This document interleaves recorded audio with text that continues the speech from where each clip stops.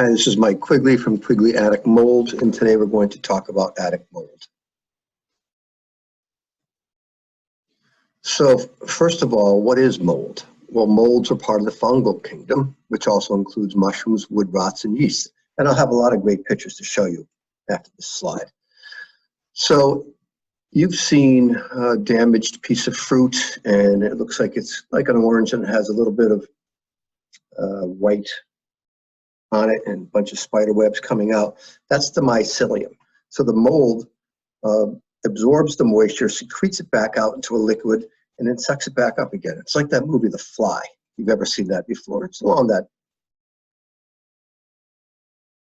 line. So can you see the colonies right here? See the mold colonies? They're eating this right here, and once they've eaten all the nutrients in that spot, they've moved along to another spot. Once they've eaten the nutrients, they've moved along to another spot. The areas where you don't see any mold growth is probably the formaldehyde in the glue that's on the wood, and they're not going to eat that. So mold spores are everywhere in the natural environment. They lay there, they're dormant, they're just waiting to be activated. They're in house dust, they get trapped on your shoes, they get trapped in carpeting, they fly in air currents, and they're searching for food. When they find food, which is anything biodegradable, they land on it and wait for a water source so they can start eating. If there's no water source forthcoming, they'll go dormant or die of thirst. So how do you activate mold spores? You give them water. How do you activate them? Take the water away. It's really that simple. If you get rid of the water, you get rid of the mold. The mold in the natural environment. If you look outside your window, what do you see? You see mold growth everywhere on everything. In the natural environment, if you're looking outside right now, you can see that green mold all over the trees. That's mold is the bio and biodegradable. Where do you think the leaves go every year when they fall off the trees? They biodegrade. That means mold can eat them. Now, if mold is everywhere, then why isn't it growing all over the inside of your house? It's because your house is an artificial environment. You control the temperature, you control the humidity of your home. But I always tell my clients, you don't have a mold problem, you have a water problem. Now this is mold in the natural environment. You can see it on the trees, you can see it on the rocks. It's just doing what it's supposed to be doing, breaking down anything that's biodegradable. Now there are two categories of fungi. It's the fleshy macrofungi. Look at that, it's nasty, huh? This type of mold grows fruiting body, which we call mushrooms or toadstools. You can see it outside the house in this picture, and you can see it inside the house in this basement. It's a dirt basement. Now, if you see these slides, they're pretty old because I did this presentation 10 years ago. Nothing's changed. It's all the same stuff. Now, this type of mold is referred to as mold or mildew, which is powdery macrofungi, and it produces microscopic spores all along the surface of the fungal growth. Now, in these two slides, in the attic is black mold, in the basement is black mold. The attic black mold, in this case, we tested it, it's cladosporium. In this case, in the basement, this is Stachybotrys. If you have this in your basement, you've got a big water damage problem. The house, this got flooded. I don't remember what happened down here, but we had to do a total gut on that. Mostly what we're seeing these days is this attic mold, which is what we're talking about today.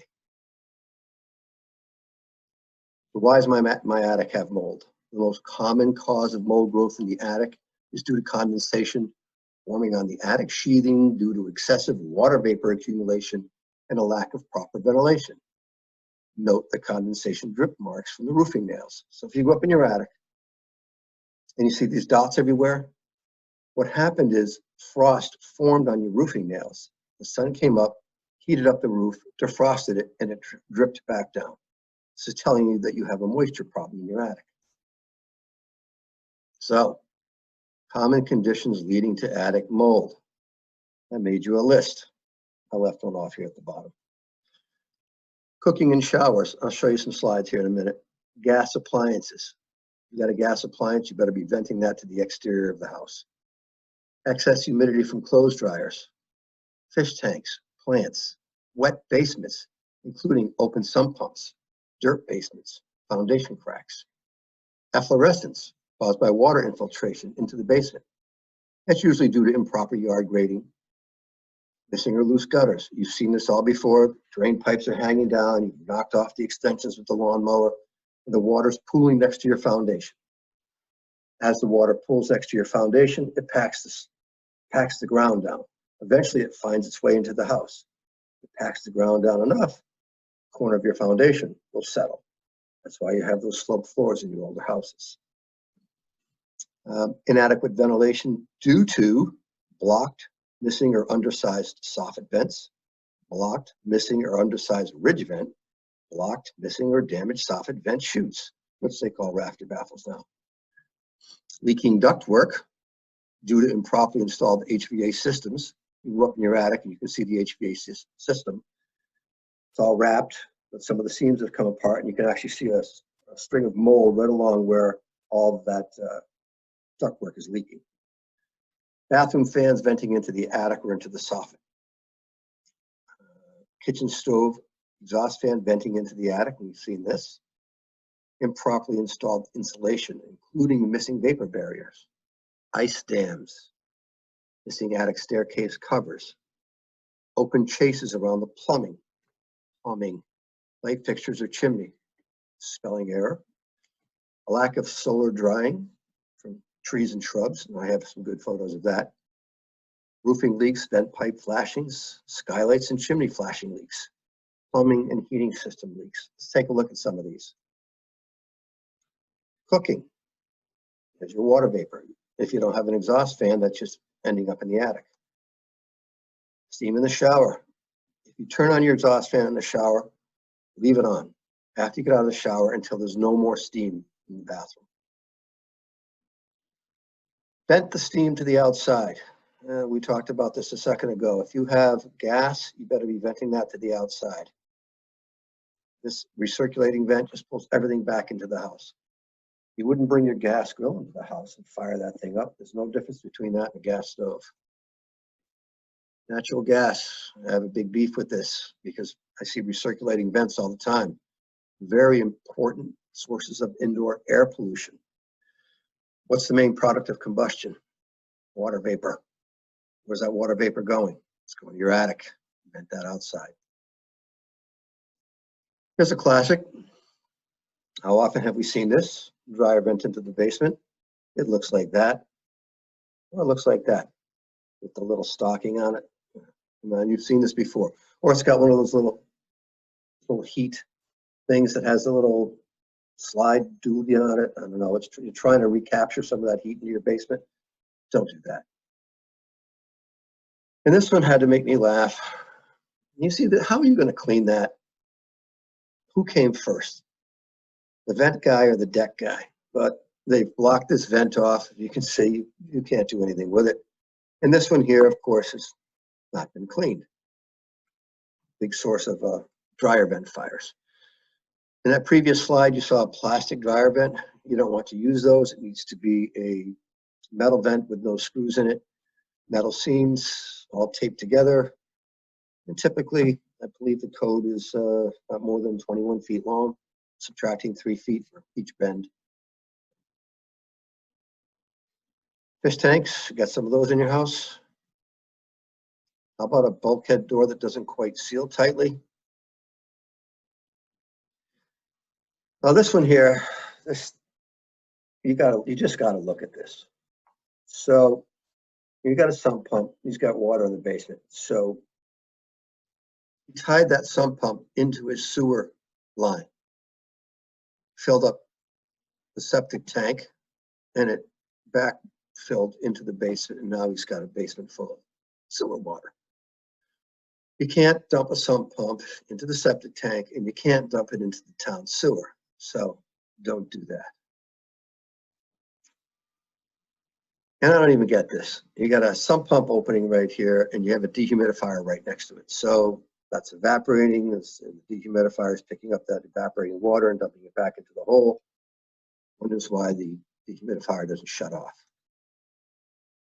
Efflorescence, result of bad yard grading. And you've seen this in the basement. If you have this in your basement, this is not mold. This is mineral salts. That's all that is. Improve your yard grading, get your gutters away from the house. Then you might want to clean this all off and seal your basement. Loose gutters and drain pipes. Yep. So you went to the house, did the inspection, you saw that there were soffit vents outside. So looks good. That in the report has soffit vents. We get there, pick the vents off. Well, yeah, you've got soffit vents, but they're not working. They're covered with debris. You need to vacuum all that stuff off and unblock the soffit vents so that they work. And you've got this classic here where the vinyl siding guy came in and he put in these perforated soffit panels right over a solid piece of wood. How does that work? It doesn't work.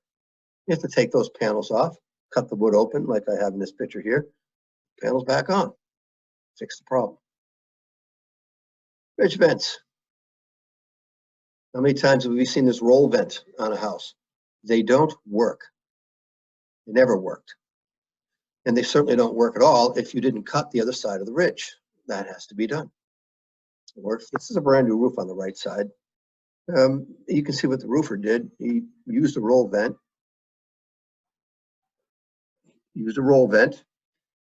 and he put the shingle caps on and he collapsed the roll vent, making it even more useless than it was. These are the soffit vent chutes. This is the width that they come. The opening between the rafters is 14.5 inches, 16 on center. These baffles are like 11 inches. I don't know why they don't make them the right size. In this second picture, we had remediated this attic. We put in some of these wider plastic baffles, stapled them on, and then we put some insulation down here to form an insulation dam. Otherwise, the insulation company's going to come in and put 14 inches of cellulose in the attic, and it'll spill over into the soffits, blocking them all, and we'll have to back them back up. See that all the time. I had to show you this. So this is an air conditioner on an inside wall. You know, it's leaking water. Of course, it's dripping water out of the back of it onto the kitchen ceiling. What am I supposed to say? You can't do that. Just don't put an air conditioner on an inside wall. I wouldn't have to say not to do that, but somebody did it. You're looking right at it. You can take that out and put that on an outside wall because it drips water all day long. Bathroom fans. Don't vent them into the attic or through the soffit. See this bathroom fan on the left? Now take a look at the insulation next to it. That fan's been sucking all that moisture out of the bathroom. And what you see here, this blackened insulation, is dust. Not mold, it's dust. Is it going to be mold? Yes. Mold does not eat fiberglass. Fiberglass is glass. It's fibers of glass. So mold doesn't eat that because it's like you and me. It's not going to eat glass. But it will eat all of those things that are trapped between the insulation. In those little spaces, that's how insulation works. You understand that the R value, the resistance to that heat flow. So when you put insulation down there, let's say you have an inch of insulation. There's little in between the fibers are air spaces. In those those spaces is what slows down the heat moving from the living space into the attic. You put down another layer of insulation that traps a little bit more air. And it keeps slowing it down, slowing it down, slowing it down until you've got 16 inches of insulation. And you've got all these air pockets trapped between the fibers of insulation or cellulose or whatever you're using. And that's fine if the water is dry, or if the air is dry.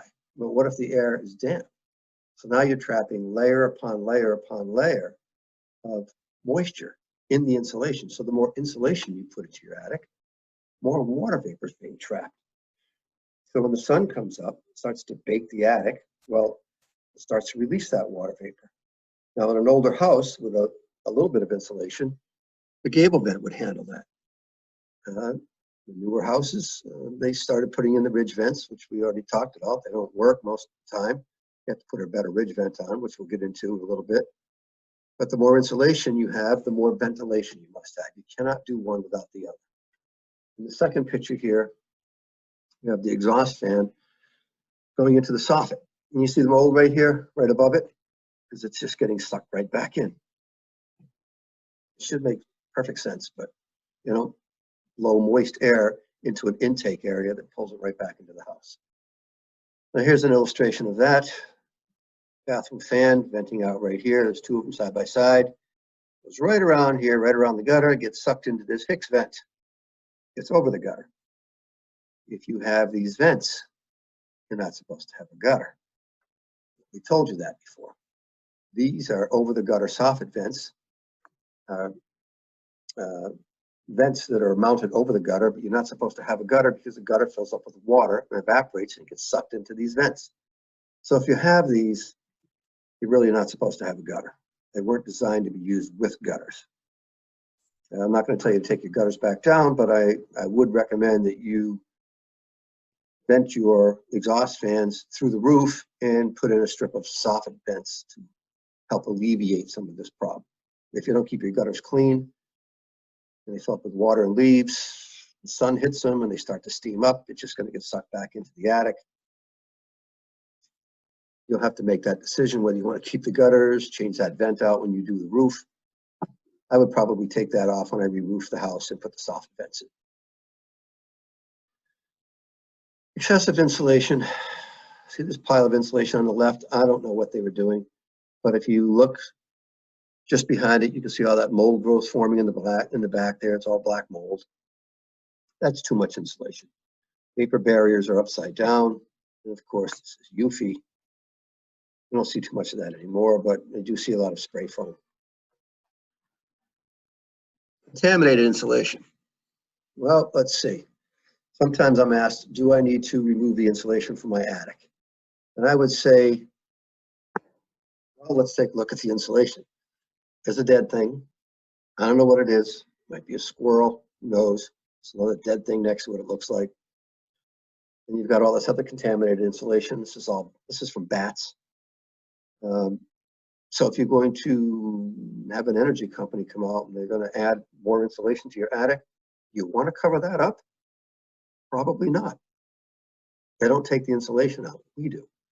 We can get that out of there for you so you can start fresh. I don't want that covered up. I don't want that stuff coming through my ceiling. It's going to smell nasty. So the installer here installed a new roof. There was no mold when they put the roof on. This is what happened. This is, I don't know, 14 inches of insulation in the attic now. On the left side, black mold all over the gable end. It looks like a sewer pipe venting into the attic. We have to crawl through that to fix this stuff. And on the right side, you see this green mold forming Penicillium aspergillus. So what do? Get the insulation vacuum out, 40-yard dumpster, and suck that stuff back out of the attic. And I see in this a little bit now, open cell insulation.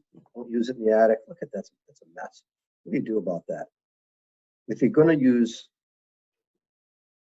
insulation in the attic, let's try to use the closed cell. We don't want to spray it right up against the plywood because the roof will get hot and shingles will fail. So you're going to have an air channel, your rafter baffles. You need to go up there behind this insulation. This stuff gets really hot. Might melt that plastic rafter baffle. Might melt the PEX tubing if there's any up there. This stuff has a chemical reaction and it swells up. And plus, it's got a pretty bad outgassing problem. So you have to determine whether you want to use that stuff or not. Ice dam.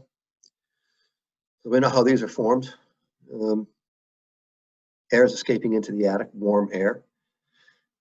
It's melting the snow underneath this foot of snow here. It's melting that bottom layer. And at nighttime, that bottom layer, that's all water now, freezes up, pushes up underneath the shingles, leaks into the attic, and starts to drip down here on the face of the house behind the gutters. Because there's no fascia apron installed on the gutters, and it just goes on and on and on.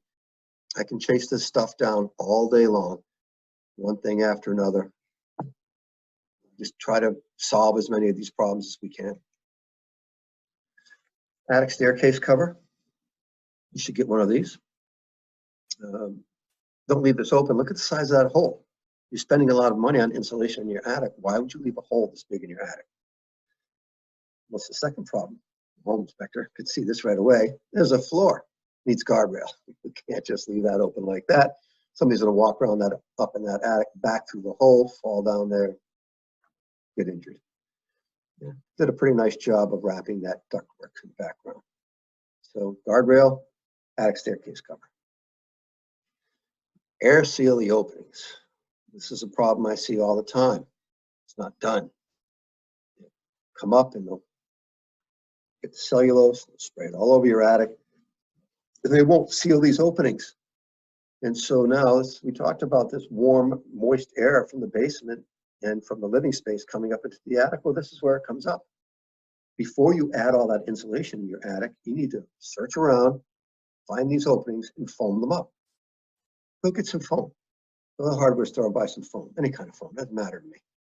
Maybe I would probably use the orange fire retardant foam because it's between floors here. You don't want to leave this open like that. How can you tell where you need to do it? Well, if there's a pipe or a duct coming from the living space up into the attic, there's probably an opening like this.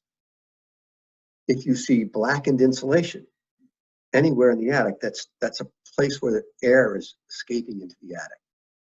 Get some of that orange foam, spray it on there, seal up every opening you can before you put the new insulation down. Lack of solar drying. Self-explanatory, right? The things in the shade all day long. You got a pine tree in front of your house. Well, it's not like the city tree. It's not going to lose its leaves. So it's going to stay shady all the time. That part of the attic, north side, probably covered with mold. South side, probably has no mold. Roofing leaks, skylights. I took this picture because this roof is fairly flat. And why is it leaking? That's the wrong flashing for that skylight. Skylight flashing should be way up here and be tilted down at an angle. So put a skylight into a roof that should have rolled roofing on it or rubber, and then use the wrong flashing kit. I don't know who does this stuff. This one made me laugh. So this is a vent right here, backwards. So see this opening right here? Opening goes all the way around. Water runs down the roof, runs right into that vent. Oh yeah, there's a little collar in there, but that's going to fill up. That is the flashing. That's supposed to be on the other side. So low bidder, that's what you got here. And fix these shingles too, while I'm up there. Plumbing leaks. You got to see that. I mean, and they're everywhere. They're all over the house. They're under the sink, in the bathroom, in the basement, or at the boiler. Plumbing leaks are everywhere. So what happens? It's water's dripping down somewhere, evaporating, and turning into water vapor and ending up in the attic. So I'm frequently asked, well, geez, Mike, is it mold or is it suspected microbial activity? This picture on the left is green mold on a dead tree outside. Picture on the right is green mold in your attic. What else is it if it isn't mold? It's not astroturf. It's not grass. Plywood doesn't look like that when it came here. Now, you can believe this attic on the right. It was so full of water vapor. I'm going to tell you how this happened. You got a new problem. It hasn't been around before. Everybody's got grow rooms in their house now. In a grow room, you better ventilate it properly, or you're going to end up with this sopping wet attic. Just something. Just giving you a little heads up that if you're going to start doing these types of things, you need to handle this ventilation a little bit better. Now, water activity. So molds start to grow with different amounts of water activity. You get a little bit of mold, you get this Penicillium aspergillus here. Starts at water activity of 0.75 to 0.88. Next type of mold, so think of these things as zombies. And they're laying there, they're doing nothing. They've got food, which is your attic. There's mold spores. They're floating all around everywhere all the time. And now you just have to add water. Well, you add a little bit of water, you get this aspen here. Add a little bit more water, get yourself some cladosporium. You see this all the time, little black mold up in the attic. White mold, that last picture was the green mold, same thing, yes. Penicillium acidophilus, cladosporium. Here, this house on the left had a dirt basement. He had a really, really high moisture content in his house. So now we got a couple of different kinds of mold. I tested this, sent it off to the lab. This is what it came back as. Doesn't matter, we're going to kill it all anyways. On the right, it's a flashing leak. Yeah, beside a chimney. Flashing was all torn up. Squirrels had been eating away at it, and it was leaking into the house. So a little bit more water. You got this ulocladium, if I'm saying that correctly. Mold, all kinds of different kinds. Here's your ice dam. This is the nasty black mold that you're hearing about all the time on the news. If somebody says black mold, this is what they're talking about. It's Stachybotrys. It's just nasty. Your lungs can't handle this. It will clog up. You won't be able to breathe. I've seen this in exercise rooms and basements. I've seen this everywhere. Don't play with this stuff on your own. I would just say, just don't touch it. Let us come do it, because you need full respirators, everything to work with this. You will get real sick from it. So let us or somebody else do it. Attic conditions, they're not always optimal. You get up in the attic and start getting rid of this stuff. Unsafe. Well, you're safe. Most of we're climbing around the attic. We don't know what's up there. There's no floor. We've got these boards we're laying out. A 4-foot board, we lay it out, and we leapfrog those boards all the way across the attic. But take a look at this on the left here. That's vermiculite, tremolite. That's asbestos that somebody covered up with blown insulation, further covered up with loose fill insulation. No vapor barriers. You see the moisture everywhere, and there's an open electrical box. If I'm climbing around the attic, I might stick my hand in that. We might blow that asbestos up. This is not a safe condition. Look at this one on the right.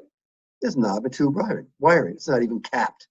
There's a gas pipe, probably not working, but I don't know that. Gas pipe, knob and tube wiring. Old houses, all makes me nervous when we're up there. So we're climbing across the ceiling joist. I mean, who does this? Electrician. I don't know. They had to put a light in, so they had to cut out the entire ceiling joist. We're going to fall through that. You have to be real careful. People do crazy things to their houses. Now, I put this one up here because we were in an attic not long ago, and there was a hornet's nest up there. Well, we didn't know the hornet's nest was there. We're spraying our chemicals all over the place. Next thing you know, they attacked, and they attacked crazy. There's three of us were up there, and there was no fields of fire or anything. We had spray guns in our hand.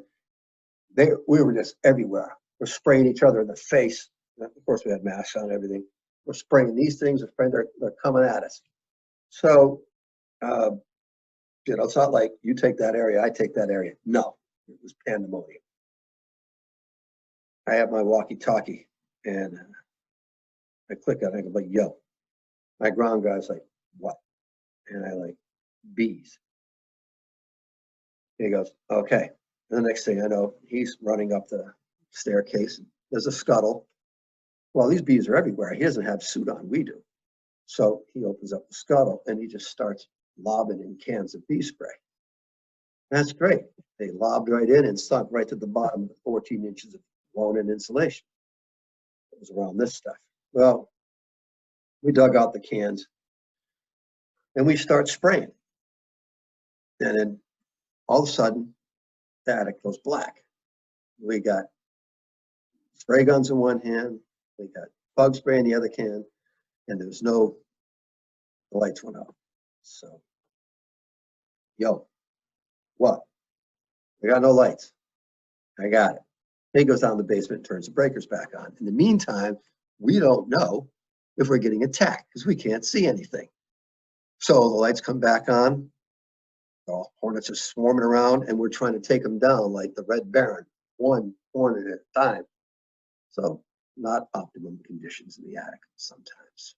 So you're welcome to do this work yourself if you want to. I suggest no. Remediation. If you're selling the house, you're paying for step 1 and step 2. That's it. You'll put down a barrier. So you don't always need to put down these barriers, by the way. If you're doing dry ice blasting or baking soda blasting, you're going to put down a bunch of plastic so we can collect all this stuff because it makes a big mess. Nobody does that anymore anyways. It costs too much money. If you're just doing hand scraping, you've already killed it because you've applied disinfectant, you've killed it. You remove the mold and you put an antimicrobial sealant on it. That's what we do. Don't use bleach in the attic. If you've ever done your laundry and used bleach, did you just use bleach to wash your clothes? No, it doesn't clean your clothes. It doesn't have a surfactant. That's how laundry detergent works. It separates the soil from the clothes, and all the dirt goes out with the first rinse. And the rest of the time it spends in the washing machine is just to get chemicals off the clothes. Bleach comes afterwards. That little cup of bleach that you put in there, how bad does that smell? It's pretty bad. So think this through. I've seen guys with 5-gallon buckets, bleach and water up in the attic. So what happens when you spray bleach out of an air gun? It becomes chlorine gas in an enclosed environment. Gas chamber. You've just created this thing. You're going to kill yourself and everybody else in the house if you use it. In bleach, most of it's 4%. Some of the higher brands are 5%. They have products on the market that have surfactants in them, by the way. 9% bleach. I don't care, man. It is still bleach. Shock for your pool, it's like 14%. Are you really going to get up in that attic, which gets to 140 degrees, and spray bleach? You're going to wreck your lungs. So don't use bleach in your attic, please. And I see it all the time.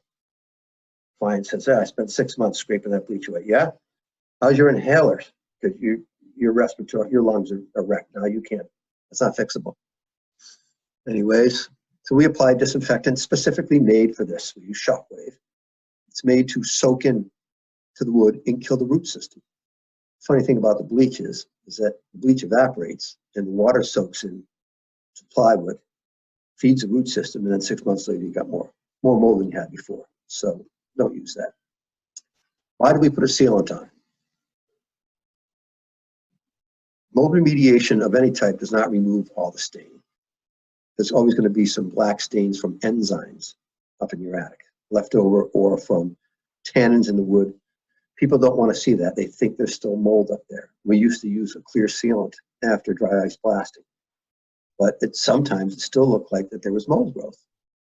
And by the way, you can always tell if an attic's been remediated. So if you've had it done, selling your house, you need to disclose that. We can tell, so disclose it. I don't care what you did. You sanded it, you replaced the plywood. You can always tell when an attic's been remediated. So we stopped using the clear sealant, we started using white. Most of the time, the mold spores are going to be black. And rather than have to redo an entire attic, if we see a spot where there's a little bit of growth, we can just come back and clean up that one spot and spray it again. We use IAQ 6000 mold remediation sealants. Titanium dioxide in it. It's expensive. It's like, I don't know, $325 for a 5-gallon bucket. So it's not cheap. I see people doing other stuff, but you want something that's going to hopefully have some type of antimicrobial property to it. Now, the rest of these steps here are what the buyer is going to do. Or if this is your own home, you may want to do all of these things. But in a real estate transaction, the seller is going to get rid of the mold problem. He's going to get rid of the mold, not the problem. They'll get rid of the mold. The buyer is going to have to take care of the rest of the stuff on their dime. Or if you're the homeowner, you'll want to take care of all this stuff. If you had a ridge vent put on, it's pretty wrong. Soffit vents put on, they might not be big enough. Utility chases didn't get sealed off with foam. The soffit vents are there, but they're collapsed. The soffit vents are there, but they're maybe covered. The soffit vent chutes are collapsed. The ridge vents, you saw those pictures of the ridge vent. Bathroom fans aren't vented, and when you vent them, by the way, they need to be insulated, and put that staircase cover on. So this is a containment barrier. Dry ice blasting makes a huge mess. I'm going to put one of these down if I'm going to do dry ice blasting. Or, like I said, we don't really do that anymore because it's just far too expensive. You may as well just replace the roof if you're going to go that far with that kind of money. Probably not completely necessary if you're doing some hand scraping, because anything that you're scraping off is dead. If you are going to get up into the attic, you're going to cover all the air conditioning equipment, smoke alarms, anything else that could be contaminated or wrecked with chemicals. And when the attic is all done, if you have a floor, we're going to vacuum that up with a HEPA vacuum.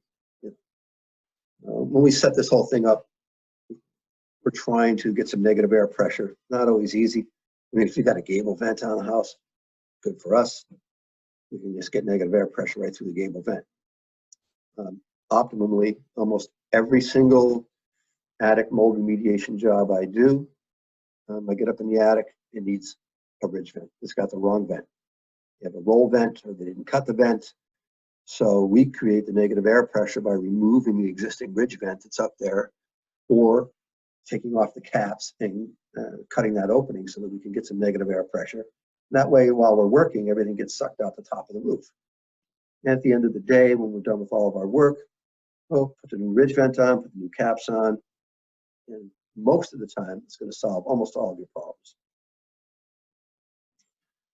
Personal protection equipment will be worn by all of us. We're going to disinfect the attic using an antimicrobial. Like I said, I use Shockwave. Personal protection equipment. See this stuff that we have? 5X suits, respirators, full face masks. I can't get this stuff anymore.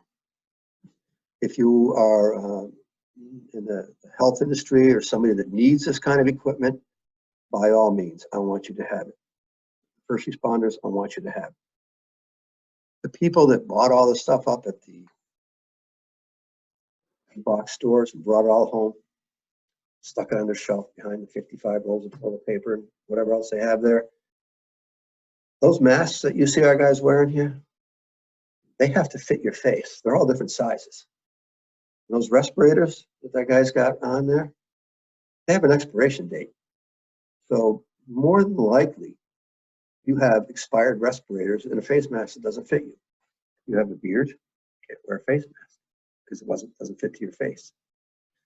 Now, if you have this stuff and you've never tried to use it, I want you to put that Tyvek suit on, put on that mask, those respirators, some gloves, tape them to your suit, sit there and try to watch a TV show.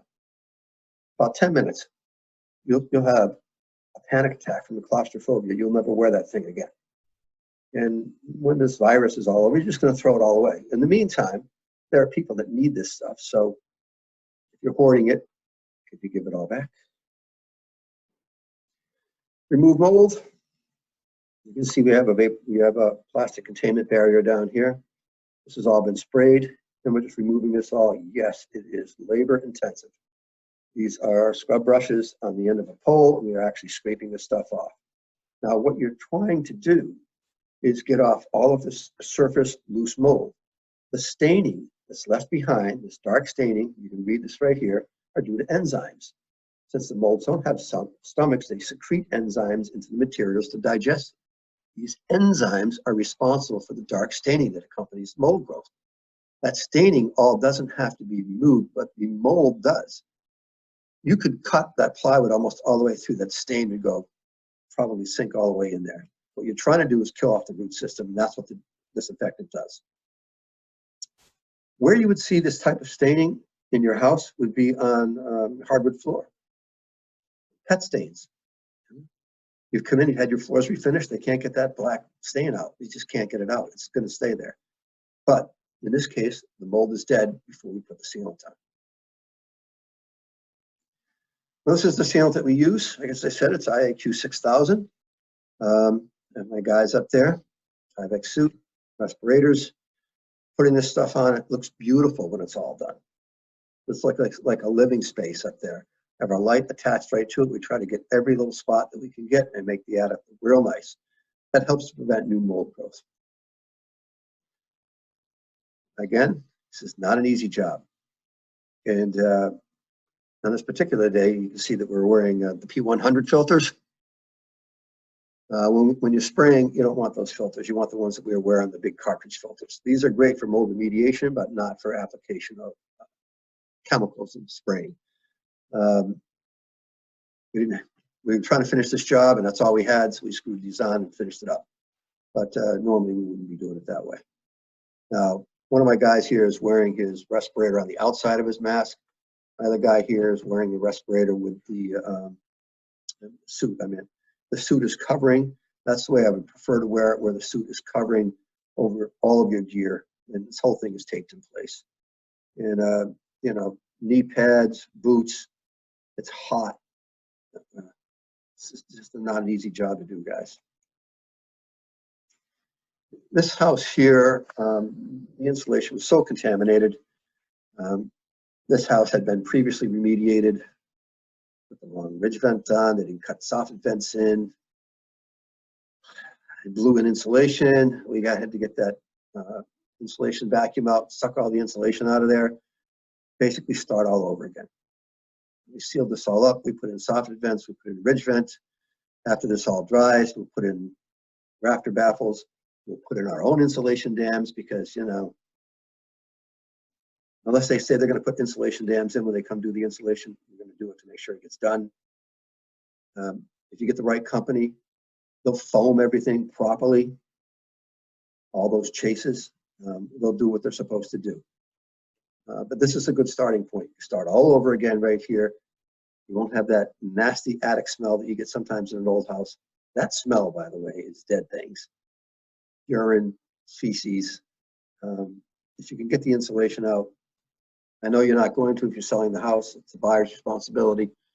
It's not cheap. It can cost as much as the mold remediation itself. But if you can afford it, and you're trying to get it right, I would probably do that. Attic venting. This is what your goal is right here. Soffit vents at the bottom.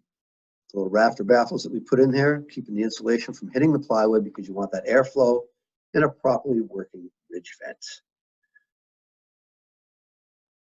So repair the ridge. So what we've done here, you can see that we've, on the left side, you can see that we've remediated this attic. You can see the paint that's come through.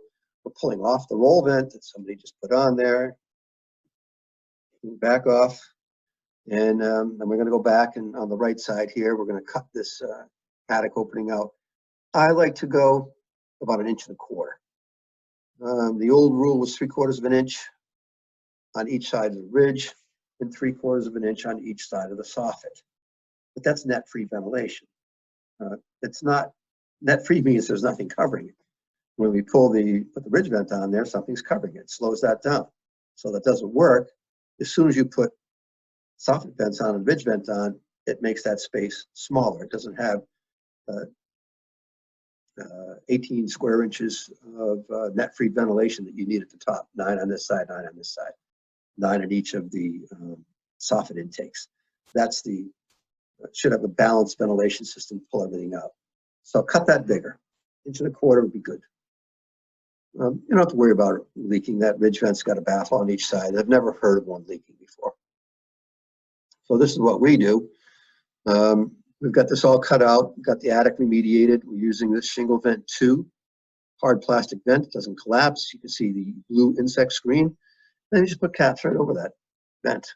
A nice, clean, neat job. That attic's going to breathe. It's going to let some air out. Soffit vent strips. This is what's used in new construction. 2 inches wide, all the way along.